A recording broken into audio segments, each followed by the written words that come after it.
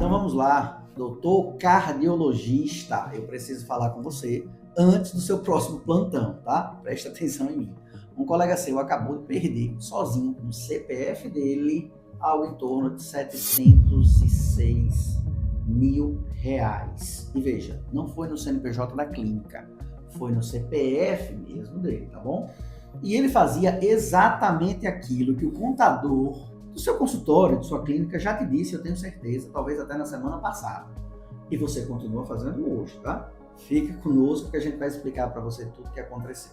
Eu vou te mostrar agora o que pode salvar uma parte do seu patrimônio, um imóvel, eventualmente seu, de sua esposa, e talvez até a previdência dos seus filhos, tá?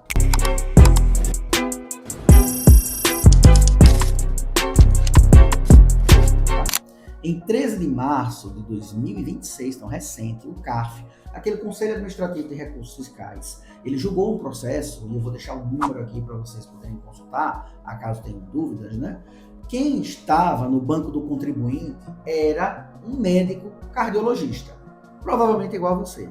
E ele tinha uma sociedade médica regular, com CNPJ, com contador, com balanço. Ele prestava plantões em hospitais, fazia procedimentos de consultório, atendia plano de saúde, fazia o eletrocardiograma, ergonomia, o Holter, o cateterismo, tudo aquilo que um cardiologista faz, tá? Todo o dinheiro entrava na sociedade, todo ele. Ele tirava esses valores que entravam na sociedade como distribuição de lucros. E aqui que a gente vai começar a complicar a cabeça de vocês. Aquele lucro que até pouco tempo atrás ele era isento de imposto de renda das pessoas físicas, lembra? É o resultado zero pro labore, zero contribuição previdenciária, imposto de renda da pessoa física é zero. Aí a Receita olhou e disse uma frase que eu quero que você grave, tá? Isso não é lucro, isso é salário disfarçado.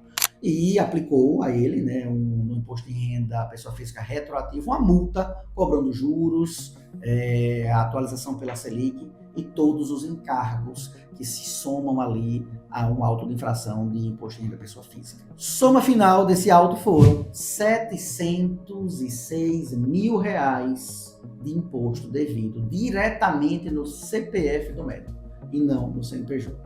Agora, a parte técnica, né? Mas eu vou descomplicar isso para você. A regra que permitiu a isenção dos lucros por décadas, ela é o artigo 10 da Lei 9.249 de 1995. Esse artigo diz que o lucro distribuído pelas pessoas jurídicas aos sócios não é tributado pela pessoa física. Mas a lei, ela tem uma armadilha. O lucro tem que ser, de verdade, lucro. Tem que estar amparado ali na escrita contábil regular, tem que respeitar os critérios de distribuição previstos no contrato social. E aí é que entra, né, o Código Tributário Nacional.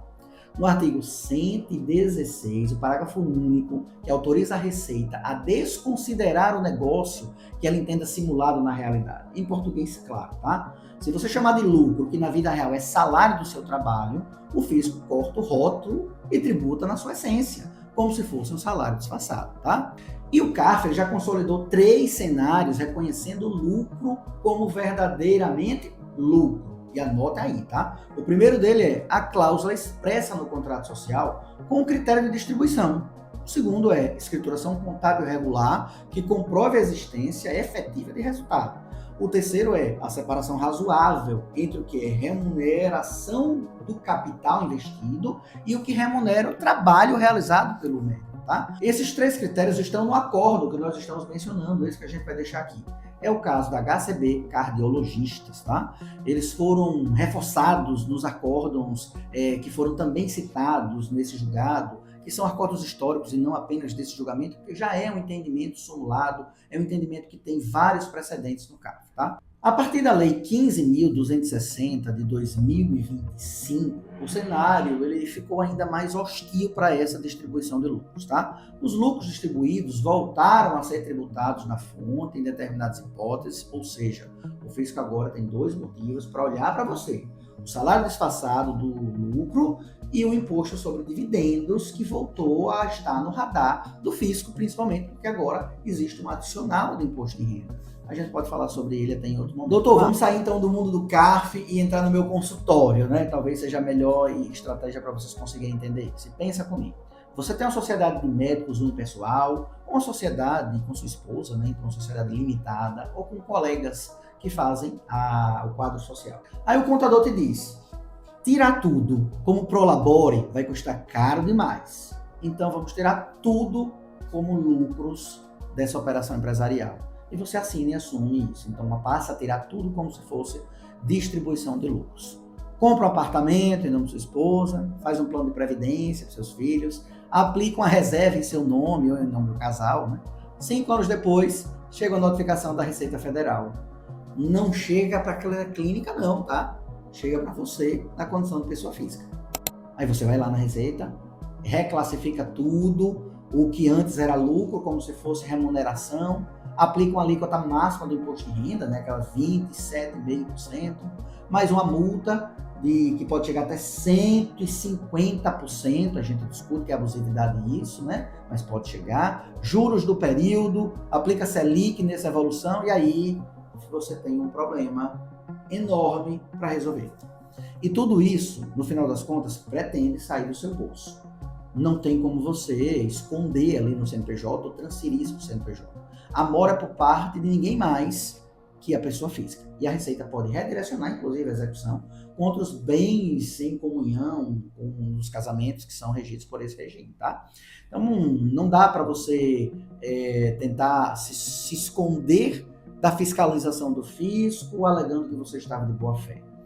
Quem cuida do coração dos outros não pode deixar o coração financeiro da sua própria empresa exposto dessa forma, tá? Mas presta atenção. A gente vai listar aqui 5 erros que derrubam as defesas de alguns colegas cardiologistas no CARF para que você não os cometa, tá? O primeiro erro é distribuir lucros de forma desproporcional às participações societárias, sem cláusula expressa no contrato social autorizando essa distribuição desordenada, né? Se a sua esposa ou eventualmente seu sócio tem 10% e você terá 90% dos lucros, o contrato social tem que trazer exatamente essa disposição. Não pode o contrário. Quem tem 10% tirar 90%, quem tem 90% tirar 10%, tá? Segundo erro, zero prolabore. Doutor, você trabalha, você opera, você atende. Quem trabalha nessa sua estrutura empresarial é você. Você precisa de remuneração formal pelo seu trabalho. O nome dela é Prolabore. Prolabore zero é um convite para autuação. Terceiro erro é repassar mais do que é aquilo que é a sua produção pessoal, ou menos, tá? Porque quanto mais você trabalha, maior deve ser a sua remuneração na condição de Prolabore. E vai gerar mais lucro? Até vai, mas isso é outra história. O fisco ele acaba lendo que essa relação de trabalho não pode se confundir com a relação empresarial.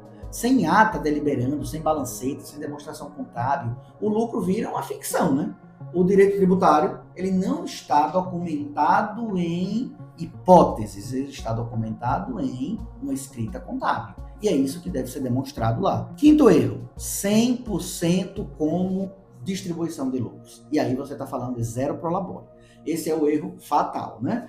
Você precisa pagar prolabore mínimo compatível com a função que você exerce. Recolher, aí sim, o ISS, o imposto de renda na fonte.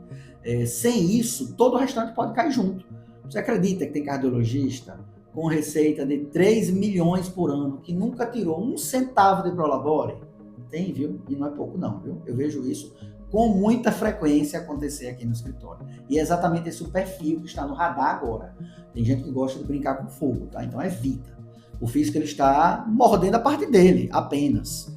E se você não se programar, essa execução pode custar caro. Anota aí, doutor. 7 passos para você dormir tranquilo, tá? E ter um sono de recomposição da sua sanidade mental e da sua saúde financeira. 1. Pegue o contrato social da sua sociedade de médicos, né? E aí sim verifique se existe cláusula expressa de distribuição desproporcional de lucros, baseado no artigo 1007 do Código Civil, que é um bom parâmetro. Se não existir, altere esse contrato, né? 2. Defina um prolabore técnico mensal, compatível com o trabalho, né? E aí use aquelas resoluções do Conselho, né? O PIS, o CRM, recolha o ISS, o imposto de renda retido na fonte. Esse é o pedágio para a sua segurança. 3. Estabeleça como a sua contabilidade vai fazer as atas mensais de deliberação de lucros, baseado em balancetes fechados. documente tudo isso, doutor. Esses documentos é o que acaba salvando o seu CPF, viu? 4. Solicite ao seu contador uma reconciliação retroativa dos últimos 5 anos. Esse período que pode ser autuado. E se você identificar onde a Receita poderia lhe atacar hoje, aí você pode ter a sugestão de retificar esse passivo e antecipar a sua estratégia. O 5. Estrutura a proteção patrimonial familiar, lícita, permitida, tempestiva. A roda patrimonial é uma delas. O regime de bens é outra dela. O pacto antinupcial é outra dela. A doação com reserva de usufrutos, eventualmente para os seus filhos, é mais uma dela. Tudo isso pode ser feito antes da prática dos fatos geradores, e aí você evita a perda de muitos bens que você eventualmente tem acumulado, tá? Não transfira bens depois de uma notificação fiscal. Isso é fraude contra credores ou mesmo contra a execução, se já estiver execução em curso. E você vai piorar em muito a situação. 7. Consulte um advogado tributarista da sua confiança. O seu contador lhe ajuda, trabalham juntos e quem sabe no próximo trimestre você já vai ter uma situação muito menos favorável à autuação, tá? E se alguém já te disse que você pode pegar tudo e tirar sempre como lucros distribuídos como pessoa jurídica, tome cuidado, esse talvez não seja a melhor orientação para você que está construindo um patrimônio tão suado com o seu trabalho, não é mesmo? Então, meu caro, eu fiz esse vídeo porque eu sei que o seu tempo ele deve ser dedicado ao seu paciente. E você não tem tempo para ler a corda do CARF, né? Mas o CARF ele tem tempo de ler o seu imposto de renda. E se esse vídeo fez você se sentir um pouco mais inquieto, deixa abaixo os seus comentários e aí a gente pode esclarecer algumas dúvidas, aquelas que forem mais repetitivas. Compartilhe esse vídeo com aquele seu colega plantonista, aquele seu colega cardiologista, e ele pode estar achando ali que lucros isentos resolve quase todos os problemas da tributação, né? Esse pode ser talvez o presente mais útil que você vai dar a ele esse ano, né? Se inscreva no canal, ative o sininho e cadastre aí para você receber as comunicações dos novos vídeos que a gente posta, principalmente falando sobre tributação de médicos. Isso vai ser muito relevante nos próximos cenários da reforma tributária. Nós estamos no primeiro ano de implantação da reforma tributária e os outros anos para a incorporação completa do projeto de reforma vão acontecer durante o seu trabalho. Nós vamos ter, inclusive, 2 regimes de reforma tributária concomitantemente valendo. A gente vai ter o que era o cenário antigo decaindo de 100% para 90%, para 80%, para 70%, para 50%, e o que é novo sendo implementado. Então, de 10%, 15%, 20%, 25%, até o momento que a gente vai chegar num cruzamento dos 2 sistemas, onde nós estaremos usando 50% da roupagem antiga e 50% do novo sistema tributário. Até esse momento, eu não tenho dúvida, a gente vai ter muitos problemas, a gente vai ter muitas discussões. E se era para simplificar, talvez isso aconteça daqui a uma década. Mas durante a implantação, até 2033, a gente ainda vai discutir muito e descobrir juntos para onde é que vão os melhores planejamentos tributários e que vão trazer menores discussões judiciais, não ampliando o risco permitido de uma atividade profissional, tá? E para não esquecer, lembra de me seguir, porque é melhor que eu lhe conte do que o fiscal.